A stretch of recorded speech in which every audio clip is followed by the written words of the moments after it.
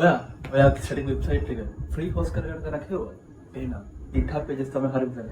අපි බලමු ඒ කියලා. ඇත්තටම GitHub pages කියන්නේ ඔයාගේ startup website එක free hosting කරගන්න විදිහක්. සහ ඒක reliable. ඒ කියන්නේ අපිට තව ඕන තරම් hosting services තියෙනවා ඔයාගේ website එක free host කරගන්න පුළුවන් වෙන. හැබැයි ඒවට සාපේක්ෂව මම believe කරන විදිහට GitHub pages කියන්නේ ඇත්තටම ගොඩක් reliable. මොකද GitHub කියන්නේ ඇත්තටම ගත්තොත් IT industry එක ගත්තොත් දැන් නැති කෙනෙක් නැතර ඒක අපි ගොඩක් projects එහෙම අපි host කරලා කියන්නේ අපි version controlling විතරයි පාවිච්චි කරන්නේ GitHub.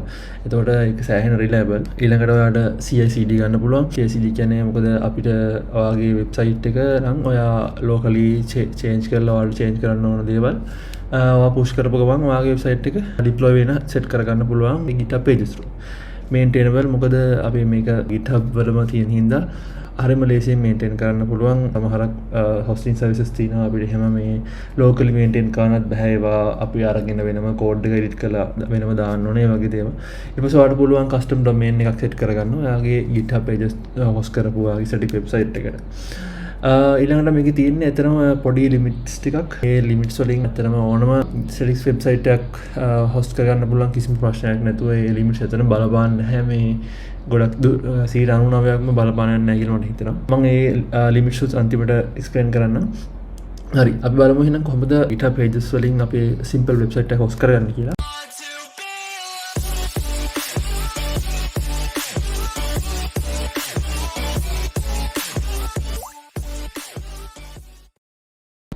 හරි මේකට ඕන වෙනවා මුලින්ම GitHub account එක හදාගන්න ඕන. දැන් මම GitHub account එක මගේ GitHub account එක already තියෙන හින්දා මම එකෙන් sign in වෙලා ඉන්නේ. ඊට පස්සේ අපිට ගන්න තියෙන්නේ මම ඇවිල්ලා තියෙන්නේ මෙතන මේ profile එකට ඇවිල්ලා තියෙන්නේ. profile එකේ මෙතන plus icon button එකෙන් ඔයාලට පුළුවන් repository එක හදාගන්න.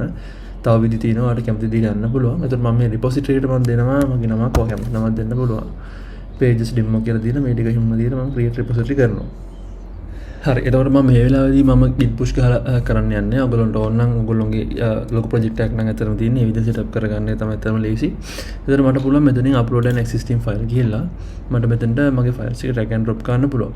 එතකොට මම already ගත්ත මගේ HTML site එකක් තියෙනවා. ඒක මම අතරම ගත්තේ මෙන්න මේ site එකෙන්. මෙන්න මේ site එකෙන් ඔයගොල්ලන්ට පුළුවන් free HTML sites download කරගන්න. ඔයාලා try කරන්න පුළුවන්. මම මේක මේ link එක description එකේ දාන්නම්. එතකොට අපිට තියෙන්නේ අපි යනවා අපි වෙබ්සයිට් එකට website එකේ git repo එකට ගිහිල්ලා අපි මේ files ටික upload කරගමු. එතකොට මට කරන්න තියෙන්නේ මෙතන මේ තියෙන මගේ files ටික මම මේක එහෙම drag and drop කරනවා. ඊට පස්සේ අපි files ටික upload වෙන්න ගන්නවා. හරි දැන් ඔයගොල්ලෝ බලනදී අපේ files ටික upload වෙලා ඉවරයි. අපිට තියෙන්නේ දැන් commit කරගන්න. අපි මේකට කැමති commit message එකක් දාලා අපි මේක commit කරගන්නවා. හරි මේ තියෙන වගේ දැන් ඔය ප්‍රොජෙක්ට් එක අප්ලෝඩ් වෙලා තියෙන්නේ GitHub අපි හදපු repo එකට. ඒත් අපිට තියෙන්නේ ඒකේ settings වලට යන්න. settings වලට ගියාට පස්සේ ඔයාලට දකින්න පුළුවන් මෙන්න මේ pages කියලා section එකක් තියෙනවා. ඒකට ගියාට පස්සේ ඔයාලට පුළුවන් මෙතන select කරගන්න ඕන branch එකේ GitHub pages deploy කරන්න ඕන branch එක මොකක්ද කියලා. තව options තියෙනවා ඔයාලට GitHub actions වලින්. ඒ කියන්නේ ඔයාලට දැන් ඔයාගේ මේක අපි දැන් මේ කරන එක නම් අපි ඇත්තටම simple ගන්නේ මොකද framework එකක් එහෙම මොකද පාවිච්චි කරේ නැහැ. ඒතර ඔයාලට build කරන්න ඕනේ නැහැ. ඔයාගේ HTML structure එක එහෙම පිටින්ම තියෙනවා. හැබැයි ඔයා සමහරක් ඔයා frameworks පාවිච්චි කරනවා නම් උදාහරණයක් විදිහට docs ලියන MK docs එහෙම පාවිච්චි කරන්න පුළුවන්. එතකොට MK docs build command එහෙම ගහලා අපි ඒක build එකක් හදා ගන්න ඕනේ. එතකොට මේ වගේ දේවල් අපිට මේ GitHub actions through action එකක් GitHub action එක ලියලා අපිට ගන්න පුළුවන්. නෑ. එතකොට අපි මේක deploy on branch එක select කරනවා. ඊට පස්සේ පුළුවන් අපිට මෙතන branch select කරන්න. මොකද්ද branch එක කියලා. එතකොට අපි දැනට main branch එක තියෙන main branch එක දෙනවා. අපිට ඕන නම් addition route එක select කරන්නත් පුළුවන්. ඇතුළට ගිහිල්ලා අපි route එක select කරන්න පුළුවන්. අපි දැනට upload කරේ අපි ඇත්තටම base route එකට ඉඳන් මෙහෙම තියන්න පුළුවන්. ඊට පස්සේ අපි මේක save කරගන්න. save කරගෙන අපි දැන් බලුවොත් මෙන්න මේ actions වල වගේ action එකක් මේ වගේ trigger වෙලා තියෙනවා. මේක පොඩි වෙලාවයි යන්නේ. මෙයා කියන්නේ දැන් build වෙලා deploy වෙනවා. ඊට අමතරව මම ඕන්න මෙතෙන්ට ගියොත් අපහු ඔයාලට බලන්න පුළුවන් මෙතන මේ අපි actions වලට select කරන්න ගියොත් එහෙම ඔයාලට බාලා ගන්න පුළුවන් මෙතනින් ඒගොල්ලෝ basically දෙනවා GitHub actions workflows already ලියපුවා තියෙනවා මේ browse all කරලා ඔයාලට ලේසියෙන්ම ගන්න පුළුවන්. හැබැයි මම මෙතන බැලුවා MK docs වල දාලා ගන්න නැහැ ඔයාලට manual ලියන්න වෙනවා. අපි ආපහු actions වලට ගියොත් මම හිතන්නේ දැන් වැඩි complete ලා තියෙන්න ඕන. ඔව් දැන් අපි මෙතෙන්ට ක්ලික් කරලා මෙන්න මෙතන ක්ලික් කරාම අපේ සයිට් එක හොස් වෙච්ච URL එක එනවා. මෙන්න මේ URL තමයි හොස් වෙලා තියෙන්නේ. මේ තියෙන මම ගත්ත ටෙම්ප්ලේට් එක ලස්සනයි අතරම.